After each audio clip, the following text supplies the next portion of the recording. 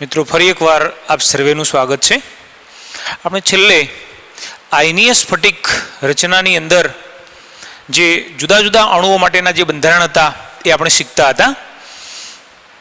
એનો આપણે અહીંયા બે પ્રકારે વર્ગીકરણ કર્યું હતું, AB પ્રકારના સ્ફટિક અને AB2 પ્રકારના સ્ફટિક। આપણે AB પ્રકારના સ્ફટિકના ત્રણ ઉદાહરણ શીખ્યા હતા, સોડિયમ ક્લોરાઇડ, સીજીએમ ક્લોરાઇડ અને ઝિંક સલ્ફાઇડ, જેનો રેશિયો હતો 1:1। અહીંયા A એ ધનાયન છે અને B ઋણાયન છે, અને જેનો રેશિયો એ 1:1 હતો। મેં અહીં આગળ જે ત્રણ પ્રકારના ઉદાહરણ હતા એ તમને સમજાવ્યા, એમાંથી કેવા પ્રકારના પ્રશ્નો પૂછાય છે એની પણ આપણે ચર્ચા કરી, અને સીધા કેટલાક પ્રશ્નો બોર્ડ અથવા ગુજકેટ અથવા જીની અંદર સીધા પૂછાતા હોય છે, એ પણ કયા પૂછાયેલા છે એવા પણ કેટલાક પ્રશ્નોની આપણે અગાઉ ચર્ચા કરી હતી। હવે આયનીય સ્ફટિકની અંદર જે વર્ગીકરણનો બીજો પ્રકાર છે AB2 પ્રકાર, અને જે AB2 પ્રકાર છે એને આપણે કેવી રીતે બતાવીશું। જુઓ મિત્રો, AB2 પ્રકારના બે ઉદાહરણ આપેલા છે। એમાં પહેલું ઉદાહરણ છે CaF2। જો અહીંયા CaF2 ની અંદર જે તમે રેશિયો જોઈ શકો છો કે 1:2 છે, ધન આયન અને ઋણાયન નો જે રેશિયો કેટલો 1:2 છે। જો અહીંયા કેલ્શિયમ 1, નો ડાઉટ એનો વીજભાર +2 છે, ફ્લોરિન જેનો વીજભાર -1, પણ એવા કેટલા બે ફ્લોરિન છે, એટલે આનો રેશિયો 1, આનો રેશિયો 2, મતલબ કે જેનું પ્રમાણ છે એના ઉપરથી રેશિયો 1:2 થાય છે। હવે મિત્રો, આ જે કેલ્શિયમ ફ્લોરાઇડ છે એને આપણે ફ્લોરાઇડ સ્ટ્રક્ચર તરીકે પણ ઓળખીએ છીએ, ફ્લોરાઇડ સ્ફટિક રચના તરીકે પણ ઓળખીએ છીએ। જો મિત્રો, આ બાકીના બીજા બધા કરતો કંઈક અપવાદરૂપ રચના ગણી શકાય। કેમ અપવાદરૂપ રચના ગણી શકાય એ હું તમને સમજાવું। તો અહીંયા કેલ્શિયમ Ca2+ આયનનું કદ F- આયનનું જે કદ છે એના કરતો મોટું હોય છે। તમે અત્યાર સુધી જોયું કે દરેક ધન આયનનું કદ નાનું, જ્યારે ઋણાયનનું કદ કેવું મોટું હોય છે। હવે આમાં તમે જુઓ કે આ જે F- આયન છે એનું કદ કેવું નાનું છે। મિત્રો યાદ રાખો કે સામાન્ય રીતે આપણે એવું કહીએ છીએ કે આવર્ત કોષ્ટકની અંદર કોઈ પણ પરમાણુની જો વાત કરતા હોઈએ તો સૌથી નાનામાં નાનું કદ કોનું, તો આપણે એવું કહીએ છીએ કે ફ્લોરિનનું કદ સૌથી નાનું હોય છે। હવે ફ્લોરિન એ આપણે એવું કહીએ છીએ કે આવર્તમાં જેમ જેમ ડાબેથી જમણી તરફ જઈએ એમ કદ ઘટતું જાય, સમૂહમાં જેમ નીચેથી ઉપર જઈએ એમ કદ ઘટતું જાય। તો અહીંયા ફ્લોરિન એવી સ્થિતિમાં છે કે આવર્તની અંદર પણ એ જમણી બાજુ છે, મતલબ કે નાના કદ તરફ છે, અને સમૂહમાં ઉપર તરફ છે, મતલબ કે ત્યાં આગળ પણ એનું કદ નાનું હશે। એટલે ફ્લોરિનનું કદ એ પરમાણુઓમાં આપણે સૌથી નાના તરીકે બતાવીએ છીએ, પહેલા આવર્તને બાદ કરતો।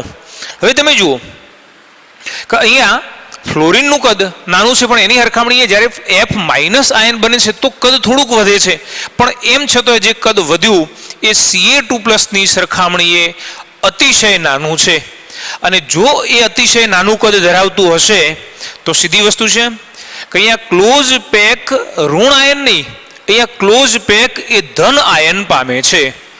અહીં Ca2+ આયનો પેકિંગ બનાવે છે। મિત્રો યાદ રાખો, અહીંયા પેકિંગ બનાવે છે વાત કરી, પણ પેકિંગ કયા પ્રકારનું બનાવે છે, તો FCC પ્રકારનું પેકિંગ બનાવે છે। FCC અથવા CCP પ્રકારનું પેકિંગ બનાવે છે। આપણે જાણીએ છીએ કે FCC પ્રકારના પેકિંગની અંદર આયનો છે એ કેવો ગોઠવાય, તો ખૂણા ઉપર ગોઠવાશે। બીજા કેવા આગળ ગોઠવાય, તો ફલકના કેન્દ્રની અંદર ગોઠવાશે। માટે Ca2+ આયનો કયો આગળ ખૂણા ઉપર, અને બીજા કયો આગળ તો ફલકના કેન્દ્રમાં ગોઠવાય છે। આપણે જાણીએ છીએ કે કોઈ પણ ઘન લઈએ છીએ તો એના ખૂણા કેટલા 8, એનો હિસ્સો કેટલો 1 અષ્ટમાંશ, તો ખૂણા ઉપર રહેલા Ca2+ આયનની સંખ્યા કેટલી થવાની? 1 થવાની. એ જ રીતે ફલક કેટલા છે? એનું જે કોન્ટ્રીબ્યુશન મતલબ કે એનો જે હિસ્સો છે એ કેટલો? 1/2. તો ફલક ઉપર કુલ કેટલા Ca2+ આયન થવાના? 3. અને એટલા માટે આપણે એમ કહીએ છીએ કે સમગ્ર સ્ફટિકની અંદર કુલ Ca2+ આયનની સંખ્યા કેટલી થશે? 4 થાય છે. મિત્રો ઘણી વખત પ્રશ્ન એવો પૂછાય કે CaF2 માં અર્થાત આપણે જે ચર્ચા કરીએ છીએ અત્યારે CF2 ની વાત કરીએ છીએ. Ca2+ આયનની સંખ્યા પ્રતિ એકમ કોષ કેટલી થશે? આપણે અહીંયા બતાવી છે 4 થવાની. જો અહીંયા CaF2 નો જે સ્ફટિક છે તો એની અંદર Ca2+ આયનની સંખ્યા પ્રતિ એકમ કોષ દીઠ એ 4 થવાની. બરાબર છે? જો અહીંયા મેં પહેલા તમને કહ્યું કે એક અપવાદરૂપ રચના છે. કેમ એને અપવાદરૂપ રચના કહીએ છીએ? તો અત્યાર સુધી તમે જોયું કે હંમેશા ઋણાયન મોટા હોતા અને જે ઋણ આયન છે એ આવું પેકિંગ બનાવતા હતા. અહીંયા એના કરતાં બિલકુલ ઉલટું છે. ધનાયનનું કદ મોટું છે, ઋણાયનનું કદ નાનું છે. અને એટલા માટે અહીંયા સ્થિતિ બદલાઈ જાય છે. પેકિંગ એ ઋણાયન નહીં પણ ધનાયન બનાવે છે. અને એટલે જે ધનાયન Ca2+ આયન છે એ FCC પેકિંગ બનાવે છે. એટલે ખૂણા ઉપર 8, ફલક ઉપર છે, મતલબ એનું જે સંખ્યા છે 1 અને 3 એટલે કેટલી? 4 થવાની. તો CaF2 માં Ca2+ આયનની સંખ્યા પ્રતિ એકમ કોષ એ 4 થશે. હવે આ જ રીતે જે F- આયન છે, જો F- આયન એ નાના કદના છે અને કયો આગળ? ચતુષ્ફલકીય છિદ્રોમાં ગોઠવાય છે. જો મિત્રો યાદ રાખો કે ચતુષ્ફલકીય છિદ્ર કયો આગળ હોય? તો અંતસ્થ વિકર્ણ ઉપર હોય છે. અને આપણે જાણીએ છીએ કે કોઈ પણ એક એકમ કોષની અંદર જે સામસામેના ખૂણાઓ છે અને જ્યારે જોડીએ છીએ તો અંતસ્થ વિકર્ણ બને છે. તો તમે જુઓ કે કોઈ પણ તમે ઘન લેશો તો અંતસ્થ વિકર્ણ કેટલા થવાના? 4 થવાના. એક અંતસ્થ વિકર્ણ ઉપર 2 ચતુષ્ફલકીય છિદ્ર હોય તો અહીં આગળ જે ચતુષ્ફલકીય છિદ્રની સંખ્યા છે કેટલી? 8 થશે. માટે F- આયન ની કુલ સંખ્યા 8 છે. જો અહીંયા F- આયન એ ચતુષ્ફલકીય છિદ્રોમાં ગોઠવાય છે. જો ક્લોઝ પેક પામતા પરમાણુની સંખ્યા n હોય તો ચતુષ્ફલકીય છિદ્રોની સંખ્યા 2n થશે. અહીંયા 4 હતા માટે 8 થશે. તો આપણે એવું પણ બતાવી શકીએ કે F- આયન ની સંખ્યા પ્રતિ એકમ કોષ કેટલી થશે? 8 છે. ઘણી વખત પ્રશ્ન એવો પૂછાય કે CaF2 અણુની સંખ્યા પ્રતિ એકમ કોષ જણાવો. પ્રતિ એકમ કોષ જણાવો. જો મિત્રો અહીંયા આખા જે આપણે સ્ફટિકની રચના કરીએ છીએ, એકમ કોષ જે લઈએ છીએ તો એમાં એક એકમ કોષની અંદર Ca2+ કેટલા લીધા છે? તો 4 લીધા છે. 4 Ca2+. અચ્છા, F- કેટલા લીધા છે? તો 8 F- લીધા છે. તમે જાણો છો કે એક CaF2 બનાવવા માટે 1 Ca અને 2 F- આયનની જરૂર હોય છે. તો સીધી વસ્તુ છે કે CaF2 અણુની સંખ્યા પ્રતિ એકમ કોષ એ 4 થશે. જો અહીંયા 4 Ca, 8 F-, એક CaF2 બનાવવા માટે 1 Ca અને 2 F- ની જરૂર પડે છે. તો સીધી વસ્તુ છે કે અહીં આપેલી સંખ્યા અનુસાર 4 CaF2 એ અણુ પ્રતિ એકમ કોષ આવેલા હોય છે. જો હવે મિત્રો અહીંયા નેક્સ્ટ ટોપિક કયો છે? તો એનો સવર્ગાંક. સૌથી પહેલા લઈએ Ca2+ નો સવર્ગાંક. જો આપણે આ જ પ્રકારના બંધારણ અગાઉ પણ શીખી ગયા છીએ અને તમે જાણો છો કે એનો સવર્ગાંક કેવી રીતે નક્કી કરવામાં આવે છે. જો સવર્ગાંક નક્કી કરતા પહેલા આપણે એકવાર એનું સ્ટ્રક્ચર જોઈ લઈએ.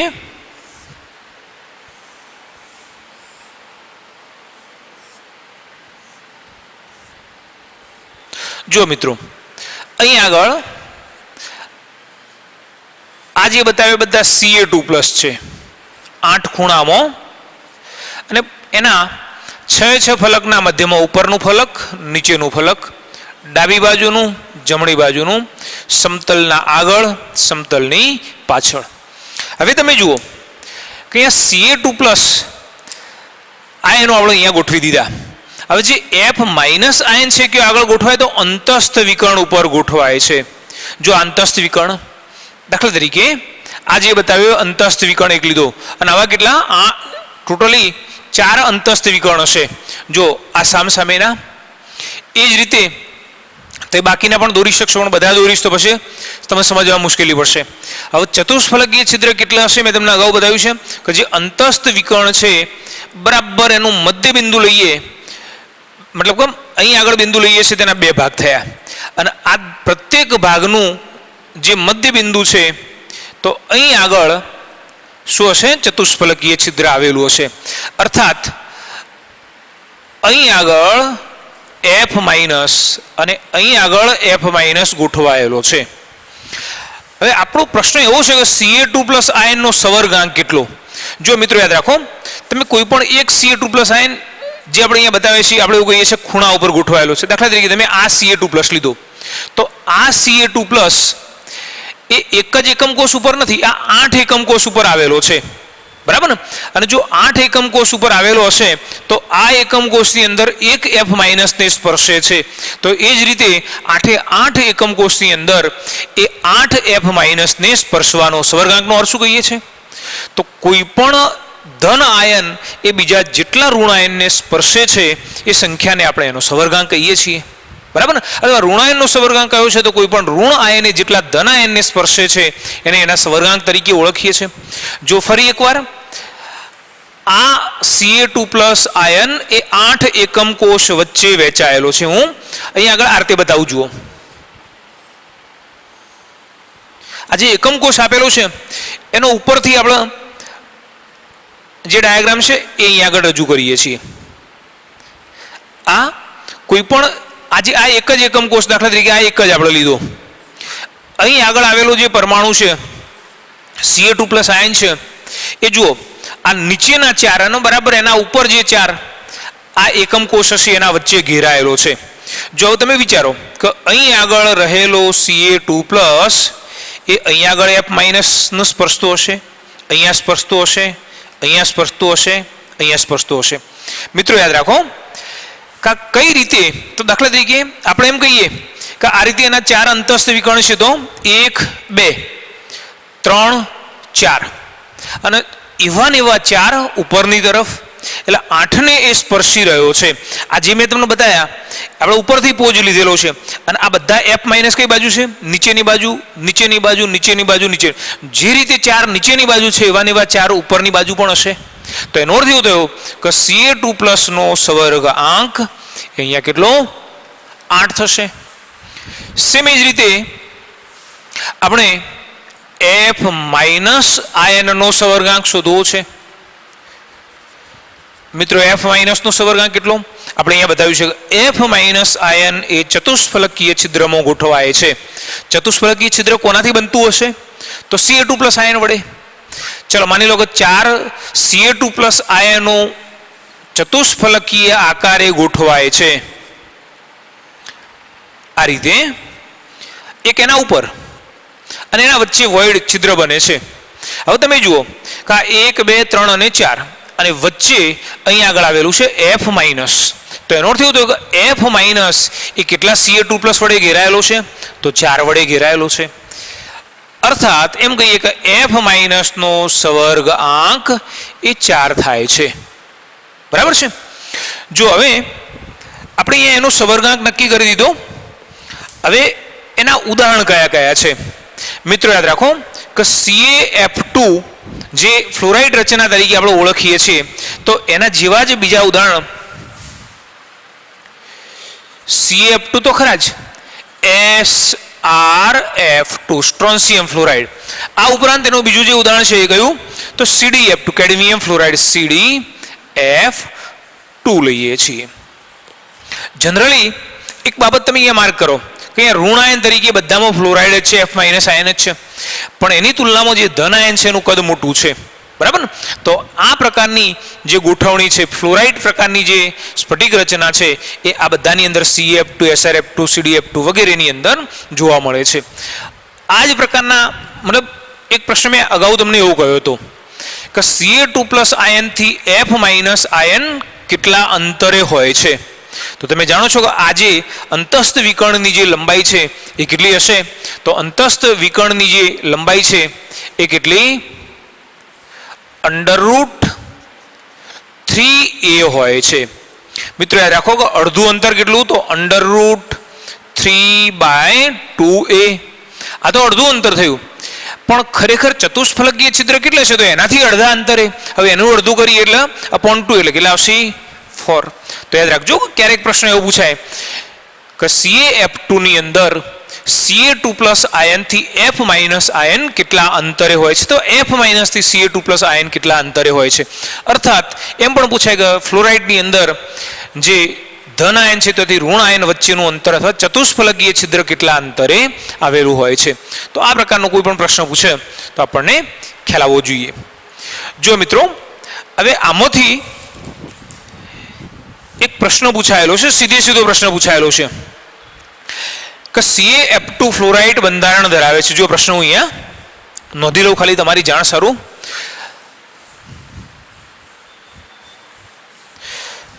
જવાબ આની અંદર આવી જાય છે, પણ કોઈક કોમ્પિટિટિવ એક્ઝામ મતલબ બોર્ડ, નીટ અથવા ગુજકેટ જી ગમે તે કોઈકના અંદર પૂછાયેલો છે, મને એક્ઝેક્ટ આઈડિયા નથી. CaF2 ફ્લોરાઇડ બંધારણ ધરાવે છે.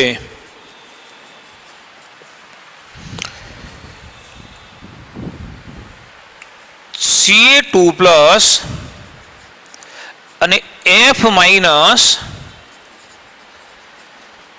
નો સવર્ગાંક અનુક્રમે જણાવો. જો હવે અહીંયા આ જે પ્રશ્ન લખ્યો એનો જવાબ તો આપણને સીધો અહીંયા આપણે સોલ્વ કર્યો છે એટલે એની અંદર મળી જાય છે. આ કોઈક એક્ઝામની અંદર પૂછાયેલો પ્રશ્ન છે, ઇવન કદાચ હું માનું છું કે જીની અંદર કદાચ આ પ્રશ્ન પૂછાયેલો છે. હવે તમે જુઓ કે જો તમે આ બધા જ પ્રકારના બંધારણ એકવાર સારી રીતે સમજ્યા છો તો હું માનું છું કે તમને આવો કોઈ પણ જવાબ શોધવામાં, ઇવન આના અંદરથી ગમે તે તમને પ્રશ્ન પૂછે તો તમને એનો જવાબ શોધવામાં કોઈ મુશ્કેલી પડશે નહીં. મિત્રો જો અહીંયા CaF2 ફ્લોરાઇડ બંધારણ ધરાવે છે, એમાં Ca2+ નો સવર્ગાંક 8 અને F- નો સવર્ગાંક એ 4 છે. તમે આટલો સહેલાઈથી સીધો જવાબ ત્યારે આપી શકો છો જ્યારે તમે આ બંધારણ બહુ સારી રીતે સમજ્યા છો ત્યારે. હવે Ab2 પ્રકારના બંધારણની અંદર આપણે બીજું એક ઉદાહરણ જોવાનું છે.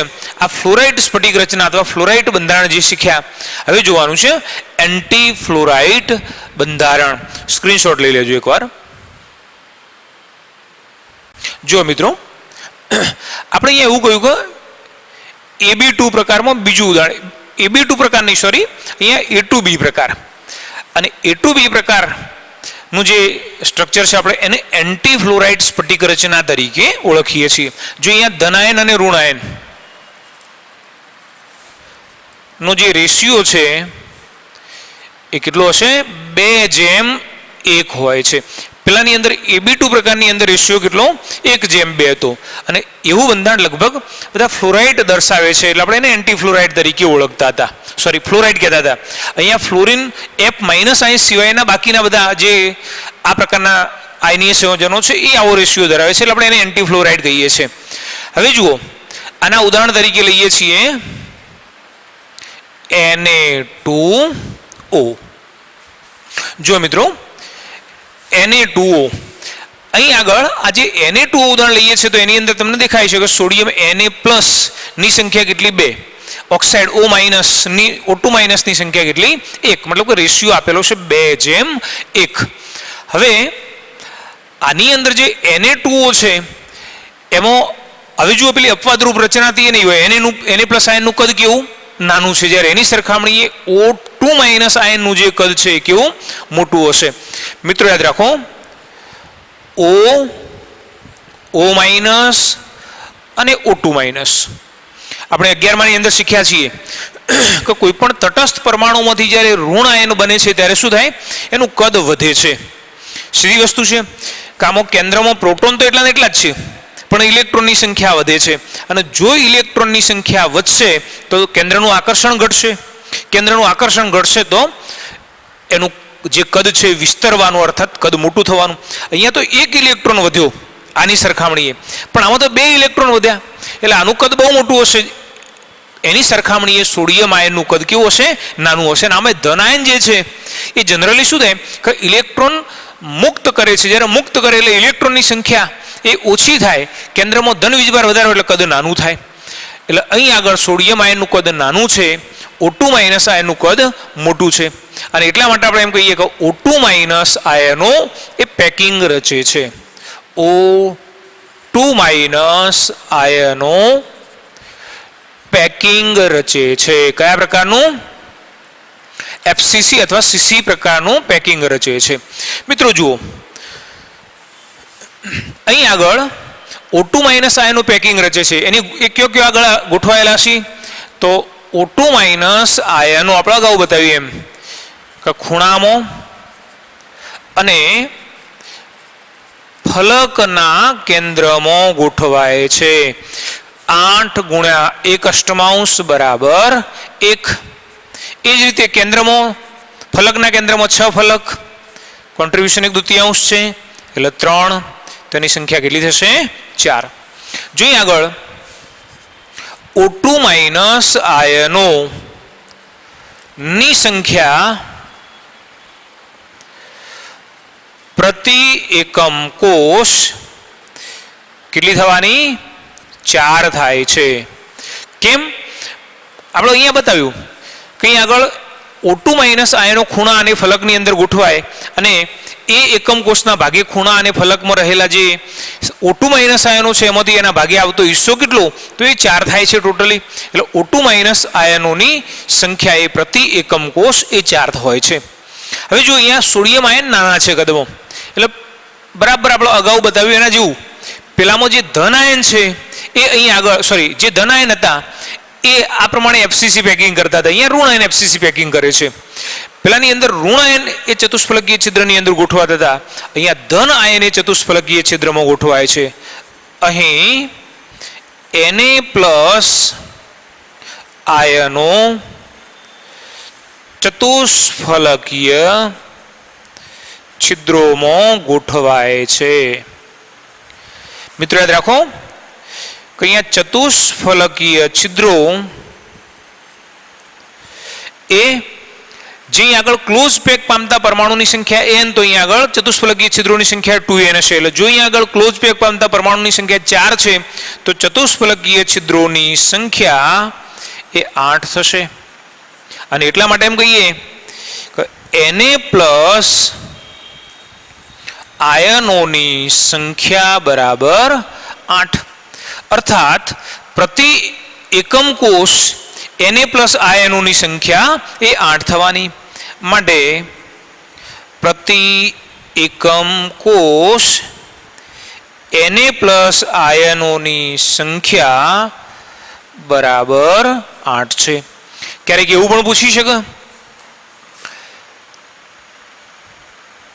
Na2O અણુઓની સંખ્યા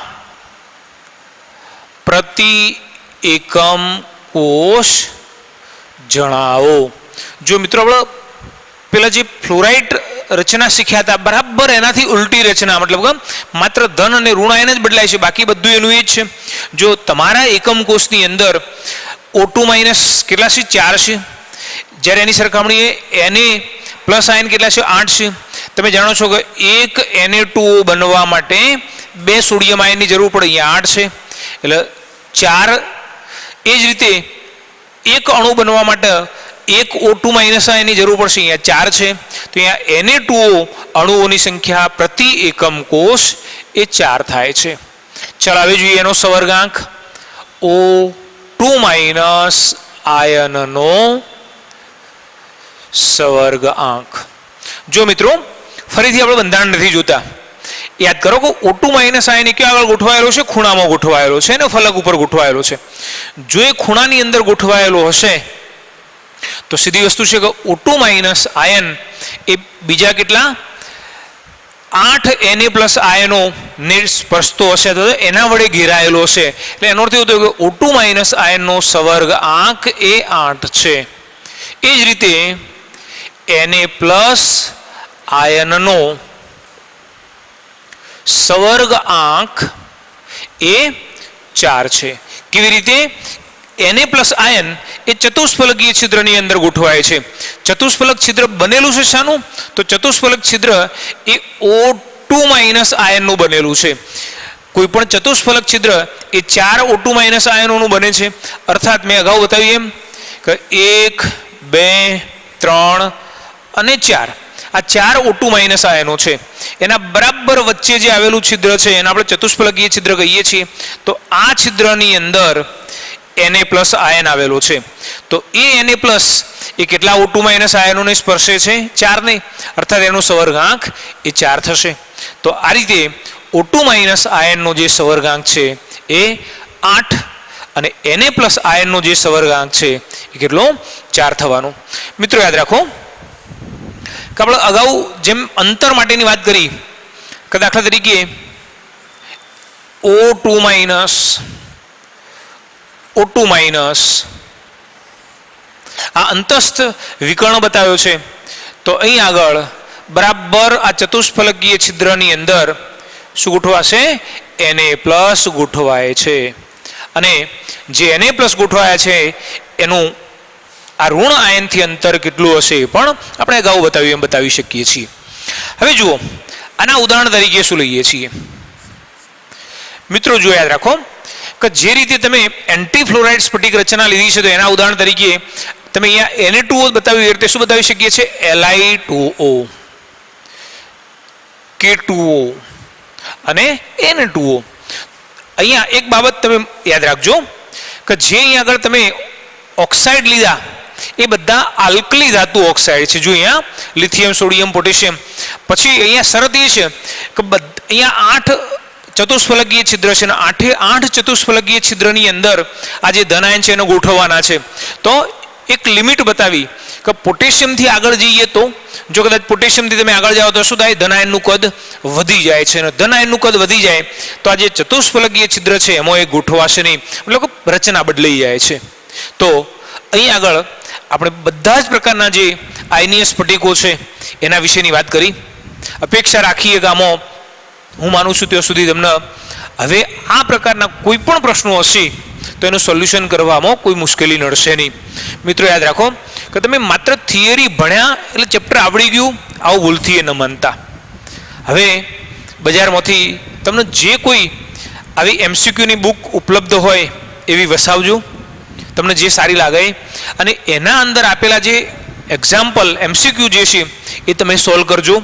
સાથે સાથે જે અગાઉના વર્ષોની અંદર પૂછાયેલા જીના અંદર, નીટના અંદર, એવું જરૂર નથી કે જીવાળા હોય એટલે એમને નીટના પ્રશ્નો નહીં જોવાના, નીટવાળા જીના પ્રશ્નો. આપણે તો જે સારા પ્રશ્નો છે જે અગાઉની પરીક્ષામાં પૂછાયેલા છે બધા સારા હશે. તો એવા પ્રશ્નો બોર્ડની અંદર પૂછાયેલા જે પ્રશ્નો છે એ, અને એ સિવાય તમને સ્વાધ્યાયની અંદર બીજા ઘણા બધા આવા MCQ આપેલા હશે. તો થિયરી એકવાર બરાબર સમજ્યા પછી, થિયરી બરાબર તમને આવડી ગઈ છે તો તમે આવા પ્રશ્નો બહુ સરળતાથી સોલ્વ કરી શકશો. જો મિત્રો યાદ રાખજો કે જો તમે MCQ સોલ્વ કરી શકો છો તો હું તમને ખાતરીથી કહું છું કે તમે થિયરીને બરાબર સમજ્યા છો. ખ્યાલ આવે છે ને? અને એટલા માટે આપણે પહેલી થિયરીને બરાબર સમજવાની છે. પહેલી થિયરીનો આપણો જે કોન્સેપ્ટ છે બરાબર ક્લિયર હોવું જોઈએ. તો MCQ સોલ્વ કરવામાં તમને કોઈ મુશ્કેલી પડશે નહીં. આપણે જાણીએ છીએ કે આપણા 50 ગુણના પેપરની અંદર જે 50 તો MCQ આવવાના છે, અને એ ઉપરાંત પણ જે નીટ અથવા જી અથવા ગુજકેટ લેવાની છે એમાં પણ બધા જે પ્રશ્નો છે MCQ ટાઈપના આવવાના છે. એટલે આપણે એનું પણ એટલું જ મહત્વ આપવાનું છે. થિયરી તો નો ડાઉટ તૈયાર કરવાની જ છે, પણ જે આવા પ્રશ્નો છે એનું પણ એટલું જ મહત્વ આપવાનું છે. હવે બીજા એ સિવાય પણ બીજા કેટલાક જે પ્રશ્નો આમાંથી પૂછાતા હોય એવો એક મુદ્દો છે. 2-3 મુદ્દાઓ મારા ધ્યાનમાં જે છે બધા આપણે લઈ લઈશું એટલે તમને લગભગ હું માનું છું કે ચેપ્ટરની અંદર કોઈ મુશ્કેલી ના પડે. ગમે તે પ્રશ્ન હોય તો તમે એને સહેલાઈથી એનું સોલ્વ કરી શકો. હવે જે નેક્સ્ટ ટોપિક આપણે લેવો છે એ કયો? રેડિયસ રેશિયો, મતલબ કે જે ધન આયન અને ઋણ આયન, યાદ રાખો આ મુદ્દો જે છે એ પણ આયનીય સ્ફટિકને સ્પર્શે છે. અને આવા બંને ધન આયન અને ઋણ આયનની જે પરમાણુય ત્રિજ્યા છે એનો ગુણોત્તર જે છે એને આપણે રેડિયસ રેશિયો તરીકે ઓળખીએ છીએ અથવા ત્રિજ્યા ગુણોત્તર તરીકે ઓળખીએ છીએ. ત્રિજ્યા ગુણોત્તર કોનું લેવાના? તો ધન આયન અને ઋણ આયનનું લેવાના છીએ.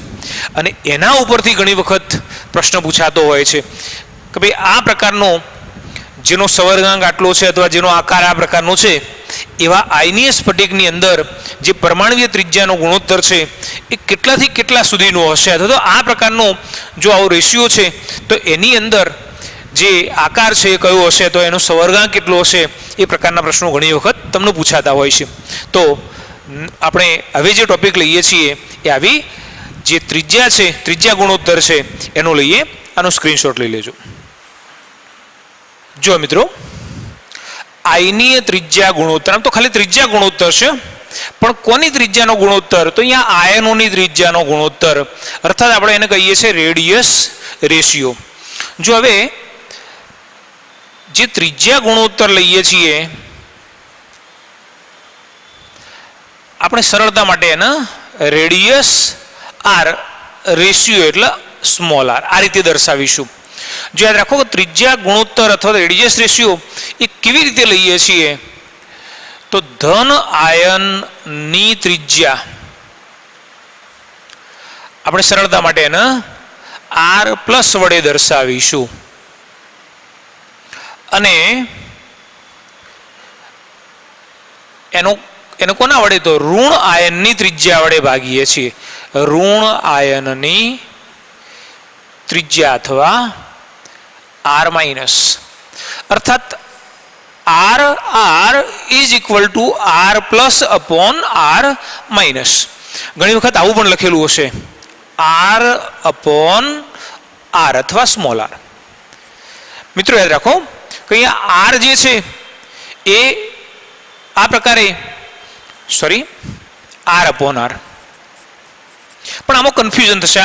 આ જે બતાવ્યું છે એ ધનાયનની ત્રિજ્યા અને આ જે બતાવ્યું છે ઋણાયનની ત્રિજ્યા. એટલે ઘણી વખત આપણે ધનાયન અને ઋણાયનની ત્રિજ્યા બદલાઈ જાય. એટલે એના કરતાં વધારે સરળ છે આર પ્લસ અને આર માઇનસ. જો આવું લખી દઈએ તો બહુ સહેલાઈથી તમને સમજવામાં સરળતા રહેશે, સમજી શકશો.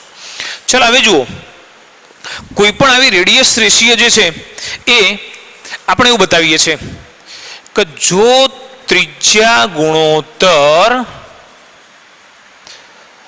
વધુ હશે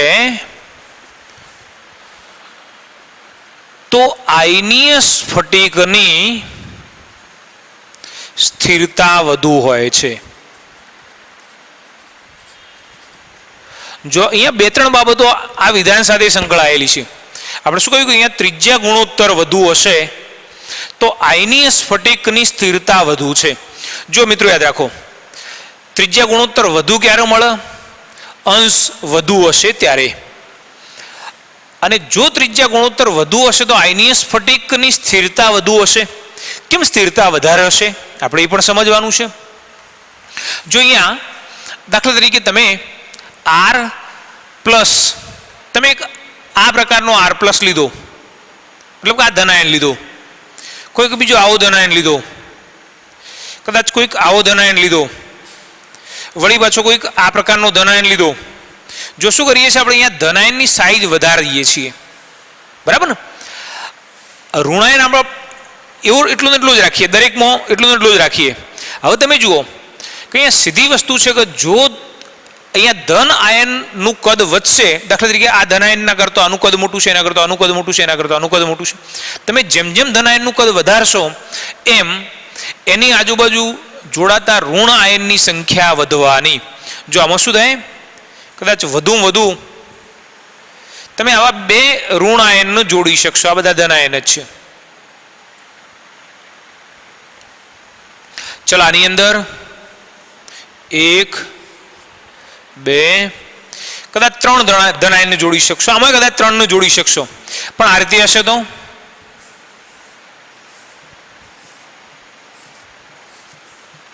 જો આ રીતે ઋણ આયનની સંખ્યા વધી. મિત્રો સમજાય છે ને? જો અહીંયા આની અંદર ધન આયન સાથે જોડાતા ઋણ આયનની સંખ્યા ઓછી હતી, અહીંયા ધન આયનની સંખ્યા ધન આયન સાથે જોડાતા ઋણ આયનની સંખ્યા વધી, એમ આના કરતો એની વધી, એના કરતો જેમ જેમ તમે એની સાઈઝ વધારતા જો એમ જે ઋણ આયનો છે એની સંખ્યા વધતી જવાની, અર્થાત એનો સવર્ગ આંક વધે છે. ત્રિજ્યાનો ગુણોત્તર વધે તો એ સાથે એનો સવર્ગ આંક વધે છે. આવો પ્રશ્ન થાય કે સવર્ગાંક વધે એ તો બરાબર, આપણે સ્વીકાર્યું કે આનો સવર્ગાંક 2 જ હતો, આનો 3 થયો, પછી 4 થાય, 6 થાય, 8 થાય, સવર્ગાંક વધતો જાય, પણ એની સ્થિરતા કેમ વધે? મિત્રો યાદ રાખજો કે અહીંયા જે ધન આયન છે એની આજુબાજુ જેટલા ઋણ આયનોની સંખ્યા વધુ હશે એટલી એની પોટેન્શિયલ એનર્જી વધવાની, અને પોટેન્શિયલ એનર્જી વધે છે એટલે જે પોટેન્શિયલ એનર્જી છે એ ઘટે છે, વધશે નહીં, ઘટે છે. અને જેટલી એનર્જી ઘટે એટલી એની સ્થિરતા છે એ વધે છે. આપણે એવું કહીએ છીએ કે જે ઉર્જા અને સ્થિરતા છે બંને એકબીજાના વ્યસ્ત પ્રમાણમાં હોય છે. કોઈ પણ સ્ટ્રક્ચર તમે લેશો તો જેટલી એની ઉર્જા ઓછી એટલી સ્થિરતા વધારે. આપણે જે ઇલેક્ટ્રોનની ગોઠવણી કરીએ છીએ એમાં પણ આપણે શું બતાવીએ છીએ કે ઇલેક્ટ્રોનને પહેલો 1s કક્ષકમાં ગોઠવીએ છીએ. 1s કક્ષકની ઉર્જા કેવી ઓછી છે, પણ આપણે એવું માનીએ છીએ કે સૌથી ઓછામાં ઓછી જે ઉર્જા છે તે આગળ એને સૌથી વધુમાં વધુ સ્થિરતા મળે છે. મેં તમને 11માની અંદર બહુ વિગતથી આ બાબતો સમજાવેલી છે. તો અહીં આગળ જે પોટેન્શિયલ એનર્જી છે એ ઘટે છે, અને પોટેન્શિયલ એનર્જી કેમ ઘટી? કારણ કે મેક્સિમમ ઋણ આયનો એની સાથે જોડાતા જાય છે, એટલે જે એની એનર્જી છે ઘટે છે, એટલે એના પરિણામે એની સ્થિરતાનું મૂલ્ય વધે છે. તો યાદ રાખજો કે ત્રિજ્યા ગુણોત્તર વધુ હશે, ક્યારે વધશે? કે R+ વધે ત્યારે. આપણે સરળતા માટે એવું કહીએ છીએ કે બધાની અંદર ઋણ આયન એટલા જ રાખવાના. આપણે કોને વધારીએ છીએ? ધન આયનની સાઈઝ વધારતા જઈએ છીએ, અને જેમ જેમ ધન આયનની સાઈઝ વધારતા જઈએ એમ અંશ વધ્યો એટલે ત્રિજ્યા ગુણોત્તરનું મૂલ્ય વધવાનું, અને જેમ ત્રિજ્યા ગુણોત્તરનું મૂલ્ય વધશે તેમ સવર્ગાંક વધવાનો. સવર્ગ આંક વધે એ સાથે એની જે સ્થિરતા છે એ પણ વધવાની. તો આપણે આગળ આ બાબત તો બરાબર સારી રીતે યાદ રાખીશું કે અહીંયા ત્રિજ્યા ગુણોત્તર વધવા સાથે એની સ્થિરતા વધે છે, અને એ સાથે સાથે એનો જે સવર્ગ આંક છે એ પણ વધે છે. જો મિત્રો હવે આ સાથે એના સાથે સંકળાયેલી એક બીજી જે બાબત છે એની પણ આપણે અહીંયા વાત કરી લઈએ. જોઈ લેજો એકવાર. જો મિત્રો કોઈ પણ આયોનિક સ્ફટિકની જે સ્થિરતા છે એના માટેની આવશ્યક શરતો કઈ કઈ છે? મતલબ કે કોઈ પણ તમે આયોનિક સ્ફટિક લીધો તો એની સ્થિરતા વધારવા માટે આવશ્યકતાઓ કઈ કઈ છે, અથવા તો આવશ્યક શરતો કઈ કઈ છે? તો સૌથી પહેલી વાત છે કે જે ધન આયન અને ઋણ આયન એકબીજાને સ્પર્શે છે. જો યાદ રાખો કે તમે કોઈ પણ સ્ફટિકની રચના કરો તો એ સ્ફટિકની રચનામાં ધન અને ઋણ આયનો હશે, અને એ ધન અને ઋણ આયનો એકબીજાને આપણે એની જે કલ્પના કરીએ છીએ આયનોની, એક એવી પરમાણુની ગોળા જેવી કલ્પના કરીએ છીએ, અને એટલા માટે જે આયનો છે એ પણ કેવા ગોળા જેવા જ છે, અને એ એકબીજાને સ્પર્શે છે. જો યાદ રાખો કે જો માની લો કે તમે ગોઠવણી કરીને એમાં એકબીજાને સ્પર્શતા નથી તો સ્થિરતા ઓછી હશે. એને ટચ થવા જોઈએ, સ્પર્શવા જોઈએ. એટલે પહેલી આવશ્યકતા કઈ છે કે એકબીજાને સ્પર્શવા જોઈએ અથવા સ્પર્શતા હોવા જોઈએ. અચ્છા, બીજી બાબત, એક ઋણ આયન બીજા ઋણ આયનને સ્પર્શતો નથી અથવા સ્પર્શતો ન હોવો જોઈએ. કેમ? તો આપણે જાણીએ છીએ કે એક ઋણ આયન, દાખલા તરીકે તમે આવો કોઈ પણ એક ઋણ આયન લીધો, હવે દાખલા તરીકે તમે અહીંયા બીજો એક ઋણ આયન લો છો, જો બંને ઋણ આયનો એકબીજાના નજીક હશે તો એકબીજાને સ્પર્શતા હશે તો શું થાય, તો અહીં આગળ આનું ઇલેક્ટ્રોન વાદળ અને આનું ઇલેક્ટ્રોન વાદળ બંને શું થાય, બંને વચ્ચે અપાકર્ષણ થાય છે. ચલો માની લો કે આપણે આવું બતાવ્યું હતું કે એક આ ધન આયન, એક ઋણાયન અને આ બીજું ઋણાયન.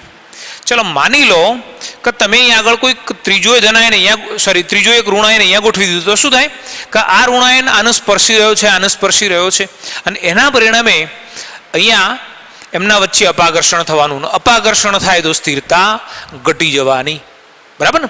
અને એટલે આપણે એવું કહીએ છીએ કે એક ઋણ આયન એ બીજા ઋણ આયનને સ્પર્શતો નથી. શું કારણ છે?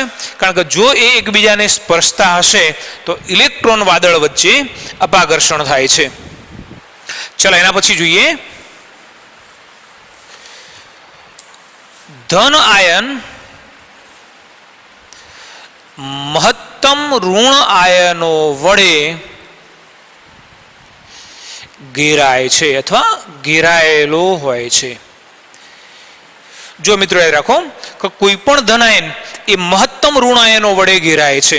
અને એનું કારણ મેં તમને હમણાં વાત કરીએ કે જેટલા ધન આયનની આજુબાજુ ઋણ આયનો વધુ હશે એટલી જે એનો પોટેન્શિયલ એનર્જી છે એ ઓછી થાય છે, પોટેન્શિયલ એનર્જી ઘટે છે.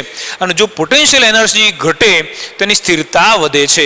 ધન આયન મહત્તમ ઋણ આયનો વડે ઘેરાયેલો છે, આથી તેની પોટેન્શિયલ એનર્જી ઘટે છે, જેથી સ્થિરતા વધે છે. જો મિત્રો અહીંયા કોઈ પણ આયોનિક સ્ફટિક એ સ્થિરતા પ્રાપ્ત કરવાનો પ્રયત્ન કરે છે. મેં તમને અગાઉ પણ બતાવ્યું છે, સૃષ્ટિનો કોઈ પણ સજીવ નિર્જીવ દરેકે દરેક પદાર્થ સ્થિરતા પ્રાપ્ત કરવાનો પ્રયત્ન કરે છે. આપણે જાણીએ છીએ કે તમે થોભલાને જો ઊભો રાખ્યો હોય તો એ પડી જવાની આદત ધરાવે છે, કારણ કે એને ઊભા રહેવામાં સ્થિરતા નથી મળતી, એને આડા રહેવામાં સ્થિરતા વધારે મળે છે. તો અહીંયા સજીવ અથવા નિર્જીવ દરેકે દરેક માટે આ જે સેન્સ છે એ લાગુ પડશે. અર્થાત આયોનિક સ્ફટિકની સ્થિરતા મેક્સિમમ સ્થિરતા પ્રાપ્ત કરવા માટેનો એ પ્રયત્ન કરશે.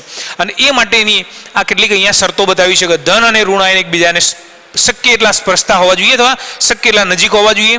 એક ઋણાયન બીજા ઋણાયનને ન સ્પર્શતો હોવો જોઈએ, કારણ કે એમના ઇલેક્ટ્રોન વાદળો જે છે એમના વચ્ચે અપાકર્ષણ થાય છે. ધન આયન એ મહત્તમ ઋણાયનો વડે ઘેરાયેલો હોય છે, જેટલા ઋણાયનોની સંખ્યા વધુ એટલો એની જે પોટેન્શિયલ એનર્જી છે એ ઘટશે, અને જેટલી પોટેન્શિયલ એનર્જી ઘટે એટલે એની સ્થિરતા વધે છે. હવે આપણે અહીંયા જે રેડિયસ રેશિયો લઈએ છીએ આ તો આ સ્ફટિકની રચના માટે આવશ્યક બાબતોની વાત કરી. હવે આ આવશ્યક બાબતોનો ઉપયોગ કરીને આપણે એની જે રેડિયસ રેશિયો થતો જે આયનીય ત્રિજ્યાનો ગુણોત્તર છે કેવી રીતે શોધી શકાય એનું આપણે એક ઉદાહરણ લઈશું, અને રેશિયો ક્યાંથી ક્યાં સુધીનો હોય છે એ આપણે નેક્સ્ટ ટોપિકના અંદર સમજાવીશું, અને સાથે સાથે પરીક્ષાની અંદર પ્રશ્નો કેવી રીતે પૂછાય છે એની પણ ચર્ચા કરીશું. Thank you.